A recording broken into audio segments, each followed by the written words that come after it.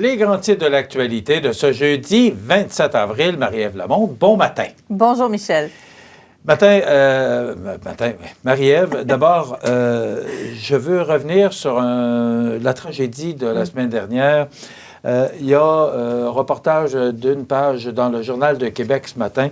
Et, je vais tout simplement citer le texte de Louis Deschênes, là, quelques lignes.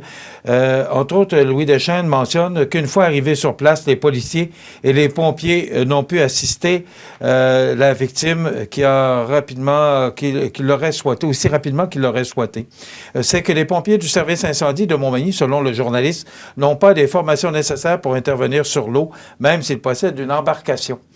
Le chef Pierre Boucher confirme que certains équipements ont été achetés, mais qu'il va falloir attendre encore quelques mois pour finaliser la formation du personnel. Si la question c'est de savoir si on a une équipe nautique, la réponse est non. Est-ce qu'on va en avoir une éventuellement? La réponse est oui, dit le chef Pierre Boucher. Ce sont les croisières La Chance qui ont été appelées en renfort et ont réussi à sortir le véhicule de l'eau. En 10-15 minutes, tout était fait, le bateau était à l'eau et la voiture était sortie. Toujours, selon le journaliste Louis Deschênes, on vous rappelle qu'une personne a perdu la vie. Il s'agit de Mme Josiane Tanguay-Pelletier. La victime travaillait aux affaires juridiques de la MRC de Rimouski-Neigette. Elle détenait 2 baccalauréats et une maîtrise en droit notarial, toujours. Selon l'article de Louis Deschênes du Journal de Québec, c'est une tragédie épouvantable qui s'est déroulée vendredi dernier à Montmagny, dans la Rivière-du-Sud. Cette voiture qui a sombré dans les eaux de la Rivière-du-Sud, les eaux froides, rappelons-le. Maintenant, un autre sujet, et celui-là, je pense qu'il mérite d'être mentionné aussi parce que c'est selon le texte dans le Journal de Soleil de François Bourque, Marie-Ève, et le titre « Le psychodrame du tramway mexicain ». Oui. Je l'ai trouvé bonne comme titre.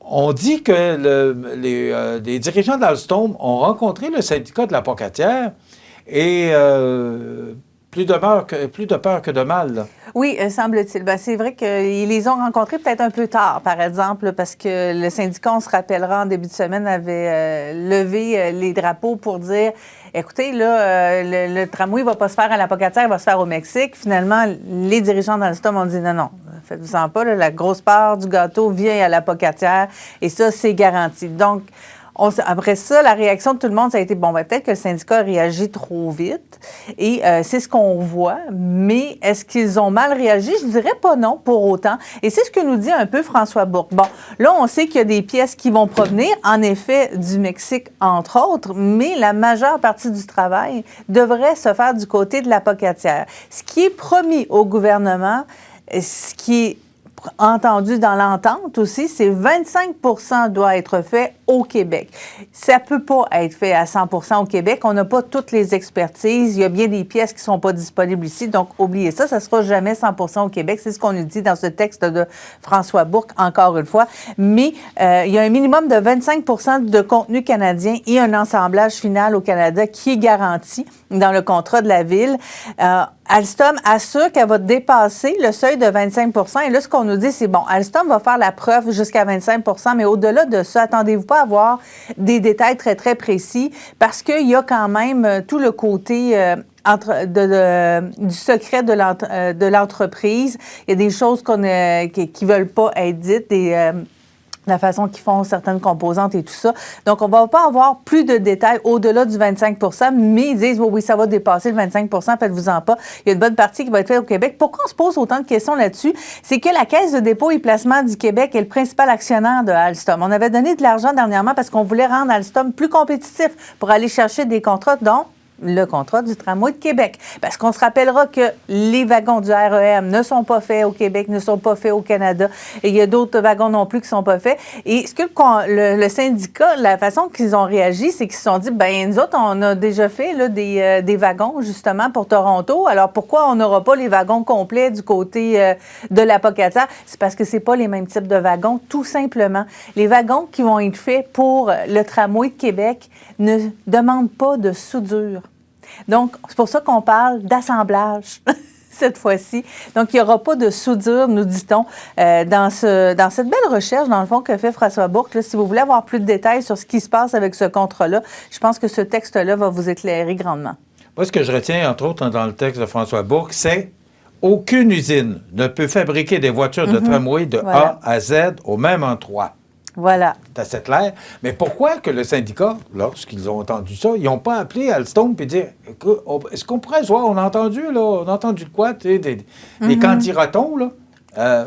Pourquoi on n'a pas appelé Alstom et dire on pourrait-tu vous rencontrer au lieu de faire l'inverse? C'est que là, ils sont sortis devant les médias, ils ont fait part de leur inquiétude et Alstom les a rencontrés après quoi pour les rassurer. Donc. Mais ça, j'ai l'impression, Michel, que c'est le phénomène JE. Je ne sais pas si vous vous souvenez de l'émission JE, justement.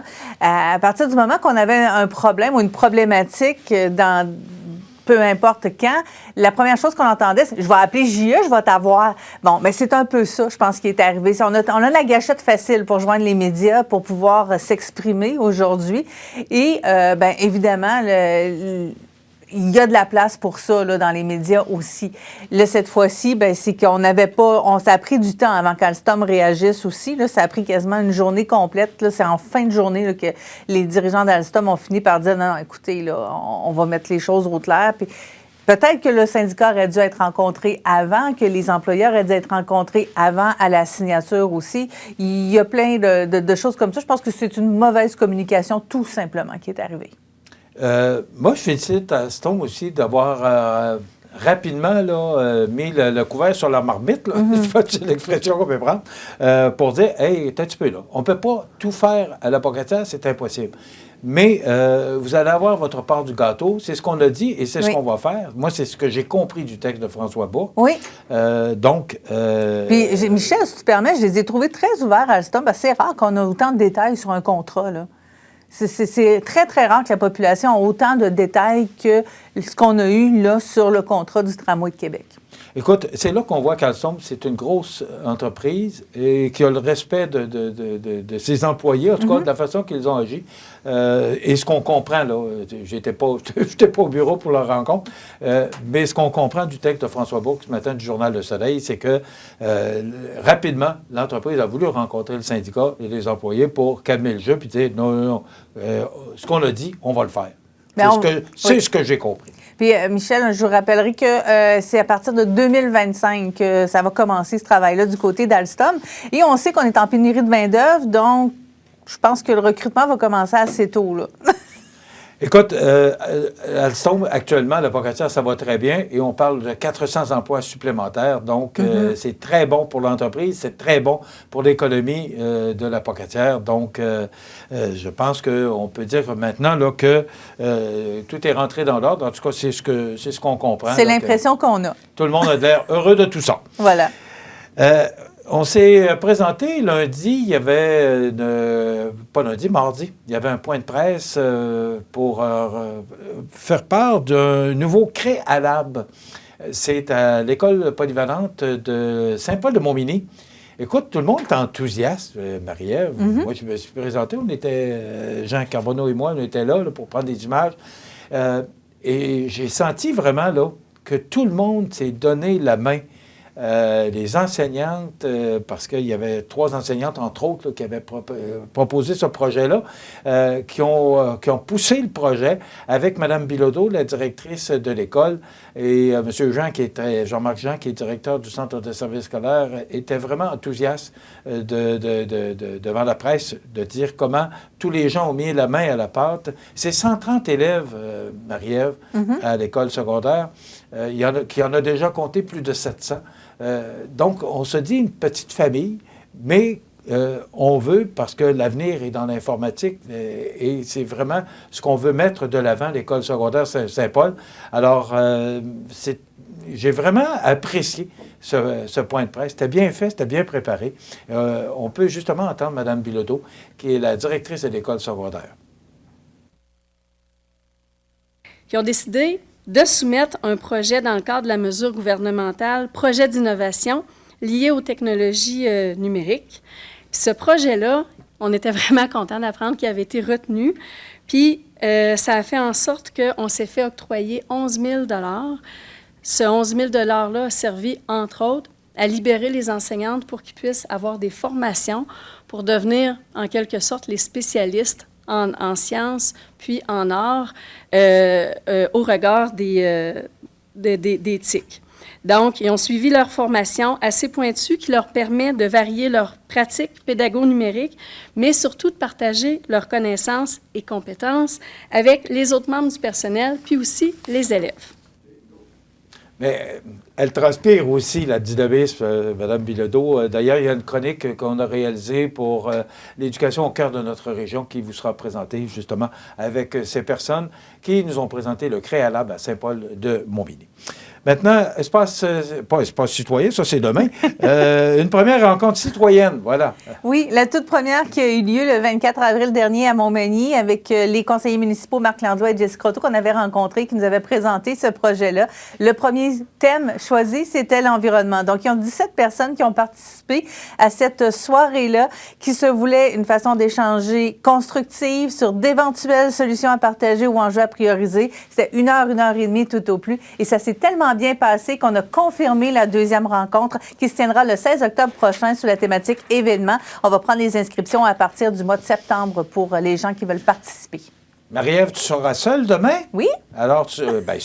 Moi, je ne serai pas là, mais tu ne seras pas seule parce que tu auras des invités. Absolument. On va parler des escapades Région Lillet qui a été lancée d'ailleurs hier. Bien, je te souhaite une belle émission pour demain. Je serai à l'Espace citoyen demain pour vous rencontrer. On vous attend en grand nombre. Passez une bonne journée. À demain.